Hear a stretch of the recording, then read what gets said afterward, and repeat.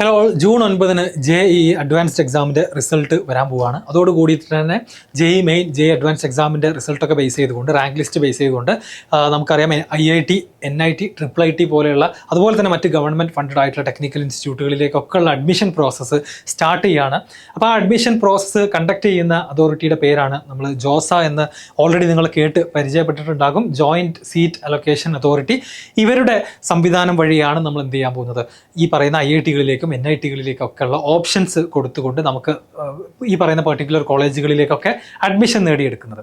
അപ്പോൾ അതിൻ്റെ ഡീറ്റെയിൽസ് ആണ് ഞാൻ പറയാൻ പോകുന്നത്. ഇനി ജൂൺ 9 കഴിഞ്ഞ് റിസൾട്ട് വന്നു കഴിഞ്ഞാൽ നെക്സ്റ്റ് ഡേ തന്നെ അതിൻ്റെ കാര്യങ്ങൾ ആരംഭിക്കും. അപ്പോൾ എന്തൊക്കെ കാര്യങ്ങൾ നമ്മൾ ശ്രദ്ധിക്കണം, എന്തൊക്കെയാണ് ഇതിലുള്ള ടെക്നിക്കൽ കാര്യങ്ങൾ, എന്തൊക്കെയാണ് നിങ്ങൾ കളക്ട് ചെയ്ത് വെക്കേണ്ട ഡോക്യുമെൻറ്റ്സ് ഏതൊക്കെയാണ്, ഇത്തരം കാര്യങ്ങളൊക്കെയാണ് നമ്മൾ എന്ത് ചെയ്യാൻ പോകുന്നത്, ഇതിൽ ഡിസ്കസ് ചെയ്യാൻ പോകുന്നത്. വീഡിയോ മുഴുവനായിട്ട് കാണുക. JEE മെയിനോ JEE അഡ്വാൻസ് ഒക്കെ കംപ്ലീറ്റ് ചെയ്തിരിക്കുന്ന നിങ്ങളുടെ ഫ്രണ്ട്സിനും ഇത് തീർച്ചയായിട്ടും ഷെയർ ചെയ്ത് കൊടുക്കണം. സോ ഈ ഒരു ജോസ അലോട്ട്മെൻറ്റ് വഴി JEE മെയിൻ JEE അഡ്വാൻസ് ഇതിനൊക്കെ സെപ്പറേറ്റ് റാങ്ക് ലിസ്റ്റാണ്. ഇതിനെല്ലാം സെപ്പറേറ്റ് റാങ്ക് ലിസ്റ്റാണ്. അപ്പോൾ നിങ്ങളുടെ ഓരോ കുട്ടിയുടെയും അവരുടെ റാങ്ക് ലിസ്റ്റും അവരുടെ സ്കോർ കാര്യങ്ങളൊക്കെ ജോസയുടെ വെബ്സൈറ്റിൽ ഓൾറെഡി അപ്ലോഡഡ് ആണ്. നിങ്ങളുടെ മുഴുവൻ ഡീറ്റെയിൽസും അതിലുണ്ട്. നിങ്ങൾ പോയിട്ട് അതിൽ എന്ത് ചെയ്താൽ മതി, അപ്ലൈ ചെയ്താൽ മതി. അപ്പോൾ 120 ഇൻസ്റ്റിറ്റ്യൂട്ടുകളാണ് ടോട്ടലി ഇതിൽ പങ്കെടുക്കുന്നത്. 56,000-ൽ കൂടുതൽ സീറ്റുകളാണ് ടോട്ടലി ഉള്ളത്. അത് 56,000 സീറ്റ് എന്ന് പറയുമ്പോൾ അതിൽ 23 IIT-കൾ പങ്കെടുക്കുന്നുണ്ട്. 17,000-ൽ കൂടുതൽ സീറ്റുകൾ IIT-കളിലുണ്ട്. അതുപോലെ 31 NIT-കളും ഒരു IIEST എന്ന് പറയുന്ന സ്ഥാപനമടക്കം 24,000-ൽ കൂടുതൽ സീറ്റുകൾ NIT എന്ന് പറയുന്ന ആ ഒരു കാറ്റഗറിയിൽ, ആ ഒരു ലെവലിൽ അവൈലബിൾ ആണ്. 26 IIIT-കളിലായിട്ട് 7,000-ൽ കൂടുതൽ സീറ്റുകൾ അവൈലബിൾ ആണ്. അതുപോലെ തന്നെ 39 ഗവൺമെൻറ് ഫണ്ടഡ് ആയിട്ടുള്ള ടെക്നിക്കൽ ഇൻസ്റ്റിറ്റ്യൂട്ടുകളിൽ 8,000+ സീറ്റുകളും അവൈലബിൾ ആണ്. ഇത്രയധികം കോളേജുകളാണ് എന്ത് ചെയ്യാൻ പോകുന്നത്, ജോസയുടെ ഈ ഒരു പരിപാടിയിൽ പാർട്ടിസിപ്പേറ്റ് ചെയ്യാൻ പോകുന്നത്. അപ്പോൾ ആദ്യത്തെ പ്രോസസ്സ് എന്ന് പറയുന്നത്, ആദ്യത്തെ സ്റ്റെപ്പ് എന്ന് പറയുന്നത് ഓപ്ഷൻ രജിസ്ട്രേഷൻ ആണ്. നമ്മൾ പണ്ട് സ്കൂളിലൊക്കെ ചെയ്തിരുന്ന പോലെ തന്നെ നിങ്ങൾക്ക് ഏത് കോളേജ് വേണം, ഏത് കോഴ്സ് വേണം എന്ന് നമ്മൾ ഓപ്ഷൻസ് കൊടുക്കുന്നു. പ്രയോറിറ്റി ഓർഡറിൽ 1st, 2nd, 3rd എന്ന് പറഞ്ഞുകൊണ്ട് ഇതിൽ എത്ര ഓപ്ഷൻസ് വേണമെങ്കിലും നിങ്ങൾക്ക് കൊടുക്കാം. ഞാനീ പറഞ്ഞ ഇത്രയധികം കോളേജുകളുണ്ട്. അതിൽ ഓരോ കോളേജിലും ഒരുപാട് കോഴ്സസ് ഉണ്ട്. അങ്ങനെ ടോട്ടൽ നമ്മൾ നോക്കുകയാണെന്നുണ്ടെങ്കിൽ 600+ അക്കാഡമിക് പ്രോഗ്രാംസ് അവൈലബിൾ ആണ്. പ്രോഗ്രാം എന്ന് പറയുമ്പോൾ ഇപ്പം IIT മദ്രാസിലെ BTech കമ്പ്യൂട്ടർ സയൻസ് എന്ന് പറയുന്നത് ഒരു പ്രോഗ്രാമാണ്. അല്ലെങ്കിൽ IIT ബോംബെയിലെ മെക്കാനിക്കൽ എഞ്ചിനീയറിംഗ് 4 ഇയർ എന്ന് പറയുന്നത് ഒരു പ്രോഗ്രാമാണ്. അതുപോലെ 5 ഇയറിൻ്റെത് മറ്റൊരു പ്രോഗ്രാമാണ്. അങ്ങനെ ജോസയിലൂടെ നിങ്ങൾക്ക് 600-ൽ കൂടുതൽ അക്കാഡമിക് പ്രോഗ്രാമുകളിലേക്ക് എന്ത് ചെയ്യാൻ പറ്റും, അപ്ലൈ ചെയ്യാൻ സാധിക്കും. അങ്ങനെ അവരുടെ അലോട്ട്മെൻറ്റ് പ്രോസസ്സ് എന്ന് പറയുന്നത് ഈ ജൂണിലെ 2nd വീക്കിൽ തുടങ്ങി ടോട്ടൽ 6 റൗണ്ട് അലോട്ട്മെൻറ്റുകളാണ് കുട്ടികൾക്ക് ഉണ്ടായിരിക്കുക. ഇനി അതിലൊരു ശ്രദ്ധിക്കേണ്ട ഒരു കാര്യം എന്ന് പറഞ്ഞാൽ NIT-കൾക്ക് മാത്രമായിട്ട് എന്തുണ്ട്, 50% ഹോം സ്റ്റേറ്റ് കോട്ട ഉണ്ട്. അതുപോലെ ബാക്കി 50% അതർ സ്റ്റേറ്റ് കോട്ടയാണ്. ഇതെന്താണെന്ന് വെച്ച് കഴിഞ്ഞാൽ NIT-കളുടെ ഒരു പ്രത്യേകതയാണ്. അതായത് ഈ അറ്റൻഡ് ചെയ്യുന്ന കുട്ടി +2-ന് ഏത് സ്റ്റേറ്റിലാണോ പഠിച്ചത് അതാണ് ആ കുട്ടിയുടെ ഹോം സ്റ്റേറ്റ് കോട്ട. അപ്പോൾ ഓരോ സ്റ്റേറ്റിലുമുള്ള NIT-കളിൽ 50% സീറ്റ് ആ സ്റ്റേറ്റിൽ +2 കംപ്ലീറ്റ് ചെയ്തിട്ടുള്ള കുട്ടികൾക്ക് വേണ്ടി റിസർവ്ഡ് ആണ്. അണ്ടർസ്റ്റുഡ്. ബാക്കിയുള്ളത് ഓൾ ഇന്ത്യ കോട്ടയാണ്. മറ്റുള്ള ഏത് കുട്ടികൾക്കും ഒരുപോലെ തന്നെ അപ്ലൈ ചെയ്ത് നേടിയെടുക്കാവുന്ന സീറ്റാണ്. ഇപ്പോൾ NIT കാലിക്കറ്റിൽ പകുതി പഠിക്കുന്നത് എന്തായിരിക്കും, 50% കുട്ടികൾ മലയാളികളായിരിക്കും, അല്ലെങ്കിൽ കേരളത്തിൽ +2 കംപ്ലീറ്റ് ചെയ്തിട്ടുള്ള കുട്ടികളായിരിക്കും. അപ്പോൾ തമിഴ്നാടാണ് നിങ്ങൾ +2 കംപ്ലീറ്റ് ചെയ്തത്, പക്ഷേ നിങ്ങൾ മലയാളിയാണ്, അതുകൊണ്ട് കാര്യമില്ല. കാരണം തമിഴ്നാട് +2 കംപ്ലീറ്റ് ചെയ്തൊരു കുട്ടിയുടെ ഹോം സ്റ്റേറ്റ് എന്ന് പറയുന്നത് തമിഴ്നാടായിരിക്കും. അണ്ടർസ്റ്റുഡ്. എന്നാൽ ബാക്കിയുള്ള കോളേജുകൾക്ക്, IIT-കൾക്കും അതുപോലെ തന്നെ IIIT-കൾക്കൊക്കെ എല്ലാ സീറ്റുകളും ഒരുപോലെ എല്ലാവർക്കും അപ്ലൈ ചെയ്യാൻ പറ്റുന്ന രീതിയിൽ ഓൾ ഇന്ത്യ കോട്ട മാത്രമേ ഉള്ളൂ എന്നുള്ള കാര്യം കൂടെ നിങ്ങൾ ഓർത്ത് വെക്കുക. ഇനി 3 സംവിധാനങ്ങളാണ്, അല്ലെങ്കിൽ 3 ഓപ്ഷൻസ് ആണ് ഈ ഒരു അലോട്ട്മെൻറ്റ് സമയത്ത് നിങ്ങൾക്ക് ചൂസ് ചെയ്യാവുന്നത്. നമുക്ക് അലോട്ട്മെൻറ്റുകൾ നമ്മൾ ഓപ്ഷൻസ് കൊടുക്കുമ്പോൾ ഒരുപാട് കാര്യങ്ങൾ നിങ്ങൾ ശ്രദ്ധിക്കണം. അതിലേക്ക് ഞാൻ വരാം. ഓപ്ഷൻസ് കൊടുക്കുന്ന സമയത്ത് നമ്മൾ ആലോചിക്കേണ്ട ഒരു കാര്യം, നമുക്ക് ഇഷ്ടംപോലെ NIT-കളുണ്ട്, IIT-കളുണ്ട്. ഇതിൽ പലതും വളരെ ദൂരെയാണ്. അപ്പോൾ നമ്മൾ ഒരിക്കലും പോകാൻ സാധ്യതയില്ലാത്ത, നമുക്ക് തീരെ താല്പര്യമില്ലാത്ത കോളേജുകളൊന്നും നമ്മുടെ ഓപ്ഷൻസിൽ വരാനേ പാടില്ല. കാരണം ഇൻ കേസ് നമുക്ക് അത് കിട്ടിക്കഴിഞ്ഞാൽ മറ്റൊരു ബെറ്റർ ഓപ്ഷൻ കിട്ടിയിട്ടില്ല എന്നുണ്ടെങ്കിൽ നമ്മൾ അതിൽ പോകേണ്ടി വരും. അണ്ടർസ്റ്റുഡ്. അതുകൊണ്ട് ഇപ്പം നമുക്കിപ്പോൾ കേരളത്തിലുള്ള കുട്ടികളോടാണ് ഞാൻ സംസാരിക്കുന്നതെന്നുണ്ടെങ്കിൽ IIT ജമ്മു, NIT ശ്രീനഗർ പോലെ കേരളത്തിൽ നിന്നും വളരെയധികം ദൂരെയുള്ള സ്ഥലങ്ങളിലൊന്നും ഓപ്ഷൻസ് കൊടുക്കാതിരിക്കുക. എത്ര ഓപ്ഷൻസ് വേണമെങ്കിലും നിങ്ങൾക്ക് കൊടുക്കാം. നിങ്ങൾക്ക് തോന്നുകയാണ് നിങ്ങൾക്ക് കമ്പ്യൂട്ടർ സയൻസും ഇലക്ട്രിക്കലും ഒന്നും കിട്ടില്ല, എന്നാൽ പോലും നിങ്ങൾക്ക് വേണമെങ്കിൽ അത് ടോപ്പ് ഓപ്ഷൻസ് ആയിട്ട് കൊടുക്കാവുന്നതാണ്. ഓക്കെ, അതിനൊന്നും പ്രശ്നമൊന്നുമില്ല. അങ്ങനെ നിങ്ങളൊരു 100 ഓപ്ഷൻസ് വരെ കൊടുത്തു എന്ന് വിചാരിക്കാം. അതിലെ ഫസ്റ്റ് അലോട്ട്മെൻറ്റ് കഴിഞ്ഞപ്പോൾ തന്നെ നിങ്ങൾക്ക് ഏതെങ്കിലും ഒരു ഓപ്ഷൻ അതിൽ കിട്ടുകയാണ്. 100 എണ്ണത്തിൽ ഉദാഹരണത്തിന് നിങ്ങൾക്ക് 20ാമത്തെ ഓപ്ഷനാണ് നിങ്ങൾക്ക് കിട്ടിയത്. ആ 20ാമത്തെ ഓപ്ഷൻ കിട്ടുന്നതോടുകൂടി നിങ്ങൾ ശ്രദ്ധിക്കേണ്ട ഒരു കാര്യം എന്താണെന്ന് വെച്ചാൽ അതിൻ്റെ താഴേക്ക് വരുന്ന ഓപ്ഷൻസ് ഒക്കെ പിന്നെ പിന്നെ നിങ്ങൾക്ക് അവൈലബിൾ ആയിരിക്കില്ല. ഒരു ഉദാഹരണം പറഞ്ഞാൽ ഒരാൾ എന്ത് ചെയ്യുന്നു, കമ്പ്യൂട്ടർ സയൻസ് എല്ലാ IIT-കളിലും കൊടുക്കുന്നു. ഏറ്റവും പുതിയതായിട്ട് തുടങ്ങിയ IIT ജമ്മു അടക്കം ഓപ്ഷൻ കൊടുക്കുന്നു. അതിൻ്റെ താഴെയാണ് ആ കുട്ടി NIT കാലിക്കറ്റും NIT ട്രിച്ചി NIT സൂറത്കലൊക്കെ കൊടുക്കുന്നത്. അങ്ങനെ ആദ്യത്തെ അലോട്ട്മെൻറ്റിൽ തന്നെ ആ കുട്ടിക്ക് IIT ജമ്മു കിട്ടുകയാണ്. അങ്ങനെയാണെങ്കിൽ എന്താ സംഭവിക്കുക, അതിൻ്റെ താഴെ അതിനേക്കാൾ നല്ല കോളേജുകൾ NIT കാലിക്കറ്റ് ഉണ്ട്, NIT ട്രിച്ചി ഉണ്ട്, അതൊക്കെ ഓപ്ഷൻസ് ഉണ്ട്. പക്ഷേ അതൊന്നും ഇനി അവൈലബിൾ ആയിരിക്കില്ല. അതുകൊണ്ട് തന്നെ പ്രയോറിറ്റി ഓർഡർ വളരെ ഇമ്പോർട്ടൻ്റ് ആണ്. പലപ്പോഴും നമ്മൾ പറയാറുണ്ട്, ഏറ്റവും പുതിയ IIT-കളിൽ പോയി പഠിക്കുന്നതിനേക്കാൾ നല്ലത് എന്താണ്, പഴയ NIT-കൾ തന്നെയാണ്. ആദ്യത്തെ ടോപ്പ് 5 ടോപ്പ് 6 NIT-കൾ തന്നെയാണ് ബെറ്റർ. അതും കൂടെ മനസ്സിലാക്കിക്കൊണ്ട് കോളേജിൻ്റെ പ്രാധാന്യം കൂടെ റെപ്യൂട്ടേഷൻ കൂടെ മനസ്സിലാക്കിക്കൊണ്ട് വേണം ഓപ്ഷൻസ് കൊടുക്കാൻ. അതുപോലെ തന്നെയാണ് നമ്മുടെ കോഴ്സ് സെലക്ട് ചെയ്യുന്ന സമയത്തും. അങ്ങനെ നമുക്ക് കിട്ടിയിട്ടുള്ള കോളേജ്, നമ്മൾ അലോട്ട്മെൻറ്റ് വഴി നമുക്ക് കിട്ടിയ കോളേജിൽ നമുക്ക് ഫ്രീസ് ചെയ്യാനുള്ളൊരു ഓപ്ഷൻ ഉണ്ടായിരിക്കും. ഫ്രീസ് ചെയ്യുന്നത് എന്തിനാണെന്ന് വെച്ച് കഴിഞ്ഞാൽ നമുക്കത് മതി, ഇനി വേറെ മാറ്റങ്ങളൊന്നും വേണ്ട. IIT മദ്രാസിൽ നിങ്ങൾക്ക് സിവിൽ എഞ്ചിനീയറിംഗ് എന്നുള്ളൊരു ഓപ്ഷൻ കിട്ടുകയാണ്, നിങ്ങൾക്ക് അത് മതി എന്ന് പറഞ്ഞുകൊണ്ട് നിങ്ങൾ എന്ത് ചെയ്യാണ്, അത് ഫ്രീസ് ചെയ്യുകയാണ്. ഇതാണ് ഫ്രീസ് ഓപ്ഷൻ. രണ്ടാമത്തെ ഓപ്ഷൻ്റെ പ്രത്യേകത നിങ്ങളിവിടെ ശ്രദ്ധിച്ച് നോക്കുക. ഞാനിവിടെ 10 ഓപ്ഷൻസ് കൊടുത്തിട്ടുണ്ട്.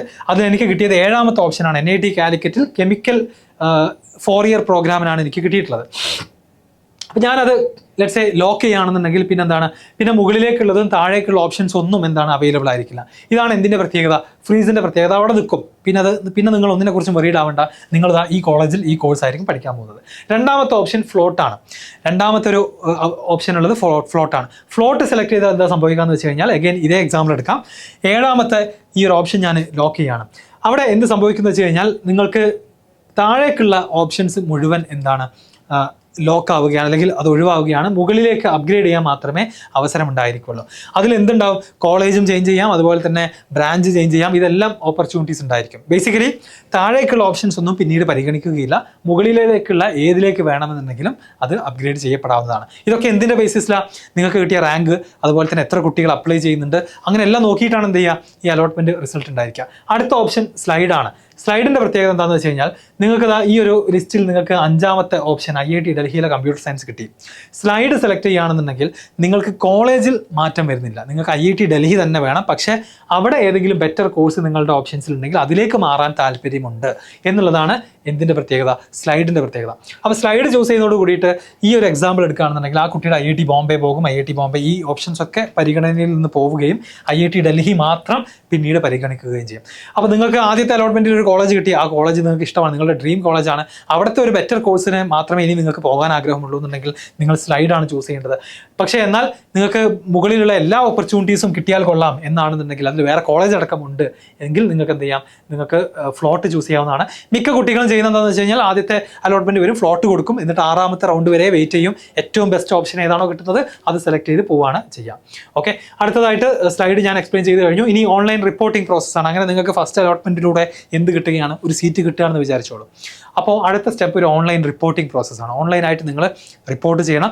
ആ സീറ്റ് നിങ്ങൾ അക്സെപ്റ്റ് ചെയ്യുന്നുണ്ട് എന്ന് പറഞ്ഞുകൊണ്ട് നിങ്ങൾ റിപ്പോർട്ട് ചെയ്യണം. ഇത് ചെയ്യാത്ത ആളുകൾക്ക് ഈ ഒരു പ്രോസസ്സിൽ നിന്ന് അവർ കട്ടായി പോകും. അപ്പോൾ അക്സെപ്റ്റ് ദ സീറ്റ് എന്നുള്ളതാണ് ഫസ്റ്റ് സ്റ്റെപ്പ്. രണ്ടാമത് അപ്ലോഡ് ദ ഡോക്യുമെൻറ്റ്സ്. അപ്പോൾ നമ്മുടെ ജോസയുടെ ബിസിനസ് റൂൾസ് എന്ന് പറയുന്ന ഡോക്യുമെൻറ്റിൽ കൊടുത്തിട്ടുണ്ട് ഏതൊക്കെ ഡോക്യുമെൻറ്റ്സ് ആണ് അപ്ലോഡ് ചെയ്യേണ്ടത്. അപ്പോൾ 10th മാർക്ക് ഷീറ്റ് ഉണ്ടാവും, 12th മാർക്ക് ഷീറ്റ് ഉണ്ടാവും, അത്തരം കാര്യങ്ങളൊക്കെ ഉണ്ടാവും. അതൊക്കെ താഴെ ഡിസ്ക്രിപ്ഷനിൽ ഞാൻ കൊടുക്കുന്നുണ്ട്, അതിൽ നോക്കിയാൽ നിങ്ങൾക്ക് മനസ്സിലാകും. എന്നിട്ട് പിന്നെ ഒരു സീറ്റ് അക്സെപ്റ്റൻസ് ഫീസ് നമ്മൾ അടക്കേണ്ടതായിട്ടുണ്ട്. അത് അടച്ചു കഴിഞ്ഞാൽ പിന്നെ respond to queries. In case അവർ നിങ്ങളോട് എന്തെങ്കിലും കൂടുതൽ ഡീറ്റെയിൽസ് ചോദിക്കുകയാണെന്നുണ്ടെങ്കിൽ അതിനുള്ള മറുപടി കൂടെ കുട്ടികൾ കൊടുക്കണം. ഈ 4 സ്റ്റെപ്പുകളാണ് ഓൺലൈൻ റിപ്പോർട്ടിംഗ് എന്ന് പറയുന്ന പ്രോസസ്സിൽ ഉണ്ടായിരിക്കാം. ഇത് ഓരോന്നും കൃത്യമായിട്ട് തന്നെ മനസ്സിലാക്കണം. ഇതിൽ ഫീസ് അടക്കുക എന്നുള്ളൊരു പാർട്ട് വരുന്നുണ്ട്. സോ ലിസ്റ്റ് ഓഫ് ഡോക്യുമെൻറ്റ്സ് നോക്കുകയാണെന്നുണ്ടെങ്കിൽ 10th മാർക്ക് ഷീറ്റ് ഞാൻ ഓൾറെഡി പറഞ്ഞു, 12th mark sheet, category certificate ഉണ്ടെങ്കിൽ അതൊക്കെ നിങ്ങൾ റെഡിയാക്കി വെക്കണം. കാറ്റഗറി സർട്ടിഫിക്കറ്റിൻ്റെ ഒരു കാര്യം എന്താണെന്ന് വെച്ച് കഴിഞ്ഞാൽ, April 1 മുതൽ, ഇത് കഴിഞ്ഞ വർഷത്തെ ഇവിടെ പുതിയ ഡീറ്റെയിൽസ് നോക്കുകയാണെങ്കിൽ April 1 മുതലാണ് കേട്ടോ. അതായത് 2024 April 1 ശേഷം ഇഷ്യൂ ചെയ്തിട്ടുള്ള, അതായത് ഏറ്റവും ലേറ്റസ്റ്റ് ആയിട്ടുള്ള കാറ്റഗറി സർട്ടിഫിക്കറ്റ് തന്നെ വേണം. അതില്ലാത്ത ആളുകൾ നാളെ തന്നെ എന്ത് ചെയ്യുക, അല്ലെങ്കിൽ ഇന്ന് തന്നെ അത് ഉണ്ടാക്കാൻ വേണ്ടി ഇറങ്ങിത്തിരിക്കുക.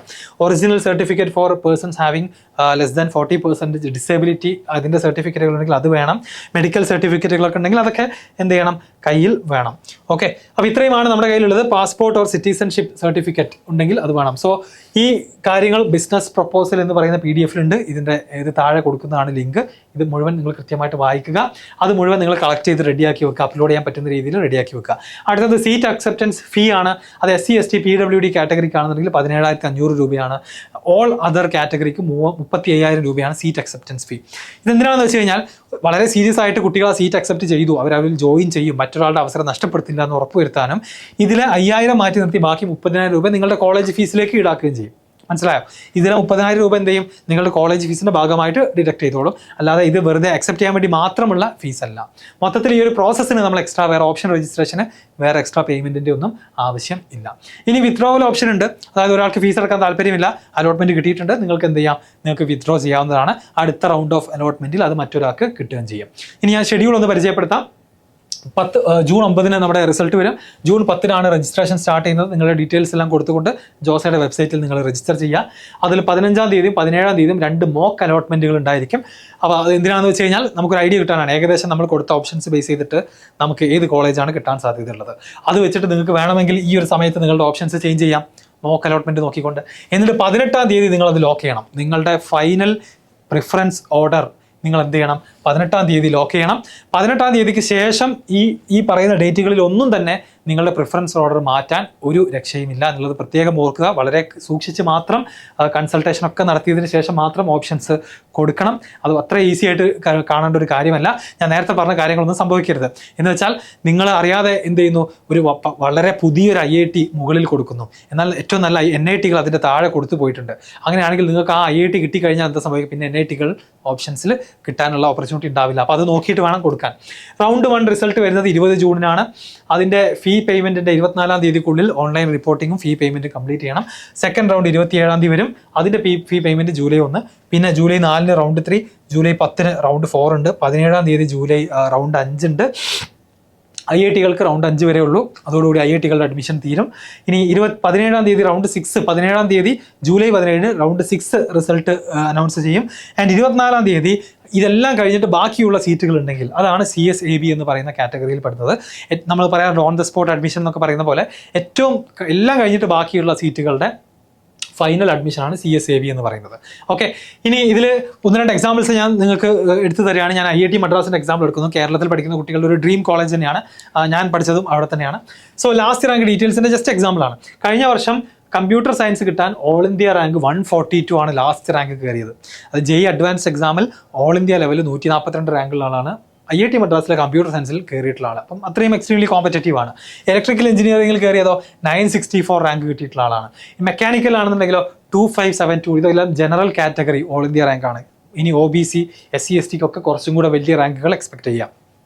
ഓക്കെ, ഇനി മറ്റൊരു കാര്യം ഞാൻ പറയാമെന്ന് വെച്ച് കഴിഞ്ഞാൽ നിങ്ങൾക്ക് ഇപ്പോൾ ലെറ്റ്സ് IIT മദ്രാസിൽ ഏതെങ്കിലും ഒരു കോഴ്സ് കിട്ടിയാൽ മതി. ബിടെക്കും വേണ്ട, ഒന്നും വേണ്ട, എങ്ങനെയെങ്കിലും IIT മദ്രാസിൽ എത്തിയാൽ മതി എന്നുള്ളൊരു താല്പര്യമുണ്ടെങ്കിൽ താ കഴിഞ്ഞ വർഷം BS ബാച്ചിലർ ഓഫ് സയൻസ്, അതായത് ഡിഗ്രി ഗ്രാജുവേഷൻ ആണ്, ഡിഗ്രി കോഴ്സാണ്. ബയോളജിക്കൽ സയൻസസിലെ BS എന്ന് പറയുന്ന കോഴ്സിന് 15,528 ഓൾ ഇന്ത്യ റാങ്കുള്ള കുട്ടിക്ക് അഡ്മിഷൻ കിട്ടിയിട്ടുണ്ട്. ഇതെന്തിനാണ് കാണിച്ചതെന്ന് വെച്ച് കഴിഞ്ഞാൽ നിങ്ങൾക്ക് all India rank JEE advanced എക്സാമിൽ ഓൾ ഇന്ത്യ റാങ്ക് 15,528 ഒരാൾ കഴിഞ്ഞ വർഷം IIT മദ്രാസിൽ അഡ്മിഷൻ നേടിയിരുന്നു. പക്ഷേ അത് BTech പ്രോഗ്രാമുകളൊന്നുമല്ല, ബയോളജിക്കൽ സയൻസസ് ആണ്. എന്ന് വെച്ചാൽ ഞാൻ ഇത് പ്രൊമോട്ട് ചെയ്യല്ല, ഇത് ചെയ്യണമെന്ന് പറയല്ല നിങ്ങളോട്, ഞാൻ ഒരു എക്സാമ്പിളായിട്ട് കാണിച്ചു തരികയാണ്. ഇത്തരം ഡീറ്റെയിൽസ് നിങ്ങൾക്ക് ജോസയുടെ വെബ്സൈറ്റിൽ പോയാൽ കാണാൻ പറ്റും. മറ്റൊരു എക്സാമ്പിൾ NIT കാലിക്കറ്റ് നോക്കുകയാണെന്നുണ്ടെങ്കിൽ അവിടെ കമ്പ്യൂട്ടർ സയൻസ് 10,512. ഇത് JEE മെയിൻ്റെ റാങ്കാണ്. അതും ഹോം സ്റ്റേറ്റ് കോട്ടയിലുള്ള റാങ്കാണത്. മനസ്സിലായോ? കേരളത്തിൽ +2 കംപ്ലീറ്റ് ചെയ്ത കുട്ടികൾക്കുള്ള 50% കോട്ട, അതിൽ അപ്ലൈ ചെയ്ത കുട്ടിയുടെ 10,512 കിട്ടിയ ആൾക്കാണ് NIT കാലിക്കറ്റിൽ കമ്പ്യൂട്ടർ സയൻസ് കിട്ടിയ ലാസ്റ്റ് റാങ്ക്. ഇലക്ട്രിക്കൽ എഞ്ചിനീയറിംഗ് ആണെങ്കിൽ 20,628 ആണ്. മെക്കാനിക്കൽ 26,786 ആണ്. സിവിലാണ് അവിടുത്തെ ലാസ്റ്റ് റാങ്ക് ആയിട്ട് വന്നിട്ടുള്ളത്.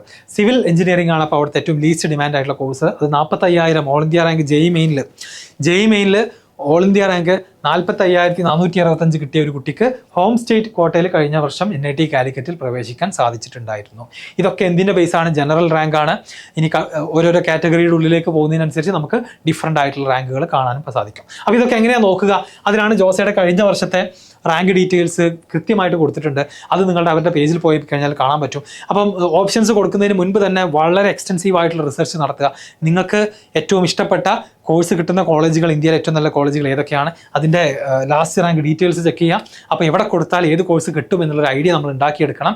ജെഇ മെയിൻ കഴിഞ്ഞ ആളുകൾക്ക് ഇത് ഓൾറെഡി ചെയ്യാം, കാരണം നിങ്ങളുടെ റാങ്ക് നിങ്ങളുടെ കയ്യിൽ അവൈലബിൾ ആണ്, all India rank. JEE advance എക്സാമിലെ കുട്ടികൾക്ക് ഇതൊന്ന് കൃത്യമായിട്ട് ചെയ്യണമെന്നുണ്ടെങ്കിൽ ജൂൺ 9 അവരുടെ റിസൾട്ട് വരികയും വേണം. അപ്പോൾ റൗണ്ട് 6 എന്ന് കൊടുക്കുക. ഈ ഒരു പേജിലേക്ക് എത്തിക്കഴിഞ്ഞിട്ട് റൗണ്ട് 6 സെലക്ട് ചെയ്യുക. ഇൻസ്റ്റിറ്റ്യൂട്ട് ടൈപ്പ് IIT അല്ലെങ്കിൽ NIT IIIT സെലക്ട് ചെയ്യുക. ഇൻസ്റ്റിറ്റ്യൂട്ടിൻ്റെ പേര് IIT മദ്രാസ് ആണോ NIT കാലിക്കറ്റ് ആണോ എന്ന് സെലക്ട് ചെയ്യുക. അക്കാഡമിക് പ്രോഗ്രാം ഇതിൽ കമ്പ്യൂട്ടർ സയൻസ് ആണോ, നിങ്ങൾക്ക് ഇഷ്ടമുള്ളത് ഏതാണ്, എഞ്ചിനീയറിംഗ് ഫിസിക്സ് ആണോ, എഞ്ചിനീയറിംഗ് ഡിസൈൻ ആണോ, അത് സെലക്ട് ചെയ്യുക. കാറ്റഗറി ഉണ്ടെങ്കിൽ അതും സെലക്ട് ചെയ്യുക. എന്നിട്ട് സബ്മിറ്റ് ചെയ്ത് കഴിഞ്ഞാൽ ഇവിടെ വളരെ കൃത്യമായിട്ട് കാണാം ഈ ഇൻസ്റ്റിറ്റ്യൂട്ടിൽ ഈ ഒരു അക്കാഡമിക് പ്രോഗ്രാമിലെ ഈ ഒരു പെർട്ടിക്കുലർ കോട്ട ഓൾ ഇന്ത്യ കോട്ടയാണോ, ഹോം സ്റ്റേറ്റ് ആണോ, അല്ലെങ്കിൽ OBC ആണോ എന്നുള്ളതൊക്കെ ഇവിടെ കാണാം. അതിലെ സീറ്റിൻ്റെ ടൈപ്പ് EWS ആണോ OBS ആണോ എന്ന് കാണാം. ജെൻഡർ ന്യൂട്രൽ ആണോ എന്നുള്ളത് കാണാം. കാരണം പെൺകുട്ടികൾക്ക് എന്തുണ്ട്, സൂപ്പർ ന്യൂമററി റിസർവേഷൻ എന്ന് പറയുന്നൊരു പ്രോഗ്രാം അല്ലെങ്കിൽ ഒരു ഓപ്പർച്യൂണിറ്റി IITസിലും NITസിലും ഒക്കെ ഉണ്ട്. എക്സ്ട്രാ സീറ്റ് അവർക്ക് വേണ്ടി ഇടും. മിനിമം 20% പെൺകുട്ടികൾ എല്ലാ ബാച്ചിലും ഉണ്ടാവണം എന്നാണ് റൂള്. അങ്ങനെ അതിൻ്റെ ഓപ്പണിംഗ് റാങ്കും ക്ലോസിംഗ് റാങ്കും കാണാൻ പറ്റും. ഇപ്പോൾ ഒരു ഉദാഹരണം പറയുകയാണെങ്കിൽ ഒരാൾക്ക് ജെഇ അഡ്വാൻസ് അല്ലെങ്കിൽ ജെഇ മെയിനിൽ ഒരു കുട്ടിയുടെ ഓൾ ഇന്ത്യ റാങ്ക് 12,000 ആണ്. 12,000 റാങ്ക് വെച്ചിട്ട് ആ കുട്ടിക്ക് ഏതൊക്കെ കോളേജിൽ ഏതൊക്കെ കോഴ്സ് അഡ്മിഷൻ കഴിഞ്ഞ വർഷം കിട്ടിയിരുന്നു എന്നുള്ളതാണ് ഇതിൽ നിന്നൂടെ നമുക്ക് മനസ്സിലാക്കാൻ പറ്റുന്നത്. അപ്പോൾ ഇതിൽ നന്നായിട്ടൊന്ന് സമയം ചിലവഴിച്ചിട്ട് എന്ത് ചെയ്യുക, റിസർച്ച് ചെയ്യുക. നിങ്ങളുടെ ഫ്രണ്ട്സ് ഉണ്ടെങ്കിൽ, ഇതുപോലെ തന്നെ ജെഇ മെയിനിൽ റിസൾട്ടുള്ള ഫ്രണ്ട്സ് ഉണ്ടെങ്കിൽ ഒരുമിച്ചിരുന്നിട്ട് ചെയ്യുക. എന്നിട്ട് മനസ്സിലാക്കുക നിങ്ങളുടെ റാങ്ക് ബേസ് ചെയ്തിട്ട് എവിടെയൊക്കെ കിട്ടാൻ സാധ്യതയുണ്ട് എന്നുള്ളത്. ജെഇ അഡ്വാൻസ് എക്സാമിൻ്റെ റിസൾട്ട് വരുന്നതോട് കൂടിയിട്ട് അതും കൂടെ നിങ്ങൾക്ക് ചെക്ക് ചെയ്യാവുന്നതാണ്. അപ്പോൾ ഇതാണ് എൻ്റെ ജോസ പ്രോസസ്സ് എന്ന് പറയുന്നത്. ഇത് വളരെ സീരിയസ് ആയിട്ട് തന്നെ ഓപ്ഷൻ രജിസ്ട്രേഷന് പോകുന്ന കുട്ടികൾ ഡെഫിനറ്റ്ലി കാണേണ്ട വീഡിയോ തന്നെയാണ്. നിങ്ങൾ നിങ്ങളുടെ ഫ്രണ്ട്സിനും അയച്ചു കൊടുക്കണം. ഇതിൽ ഞാൻ പറഞ്ഞ കാര്യങ്ങൾ ഓപ്ഷൻസ് കൊടുക്കുന്ന സമയത്ത് നിങ്ങൾ നിർബന്ധമായിട്ടും ആ ഒരു പ്രിഫറൻസ് ഓർഡർ ഒട്ടും ലൈറ്റായിട്ട് എടുക്കാൻ പാടില്ല. അത് വളരെ സീരിയസ് ആയിട്ട് തന്നെ കൊടുക്കണം. അപ്പോൾ അതിന് മുകളിൽ എത്ര നല്ല ഓപ്ഷൻസ് വേണമെങ്കിലും കൊടുത്തോളൂ, കുഴപ്പമൊന്നുമില്ല. പക്ഷേ എന്ത് ചെയ്യാൻ പാടില്ല, നല്ല ഓപ്ഷൻസ് കൊണ്ടുപോയിട്ട് താഴെ കൊടുക്കരുത്. മനസ്സിലായല്ലോ? അപ്പം 100 ഓപ്ഷൻ കൊടുത്തു, അതിൽ 25ാമത്തെ കിട്ടിക്കഴിഞ്ഞാൽ പിന്നെ എന്ത് ചെയ്യാൻ കഴിയില്ല, പിന്നെ എനിക്ക് 25 വേണ്ട സാർ, എനിക്ക് 30ാമത്തെ മതിയായിരുന്നു എന്നുള്ളൊരു ആലോചന അല്ലെങ്കിൽ അതിനുള്ളൊരു സ്കോപ്പ് എന്തിലില്ല, ഈ പറയുന്ന ജോസയുടെ പ്രോഗ്രാമിൽ ഇല്ല. സോ ഇത് ഞാൻ സമ്മറൈസ് ചെയ്യാണ്. ജൂൺ 10 മുതൽ ഇതിൻ്റെ രജിസ്ട്രേഷൻ മറ്റു കാര്യങ്ങളൊക്കെ സ്റ്റാർട്ട് ചെയ്യാണ്. ഇനി നിങ്ങൾക്ക് എന്തെങ്കിലും സംശയങ്ങളോ മറ്റോ ഉണ്ടെന്നുണ്ടെങ്കിൽ കമൻറ്റ് ബോക്സിൽ ചോദിക്കുക. ജെഇ മെയിൻ, ജെഇ അഡ്വാൻസ്ഡ് വഴി IIT NIT IIIT അതുപോലെ തന്നെ ഗവൺമെൻറ് ഫണ്ട് ടെക്നിക്കൽ ഇൻസ്റ്റിറ്റ്യൂട്ടിലേക്ക് പോകാൻ ആഗ്രഹിക്കുന്ന നിങ്ങൾക്കറിയുന്ന ഏത് കുട്ടികളുണ്ടെങ്കിലും അല്ലെങ്കിൽ അവരുടെ പാരൻസിനും ഈ ഒരു വീഡിയോ അയച്ചു കൊടുക്കുക.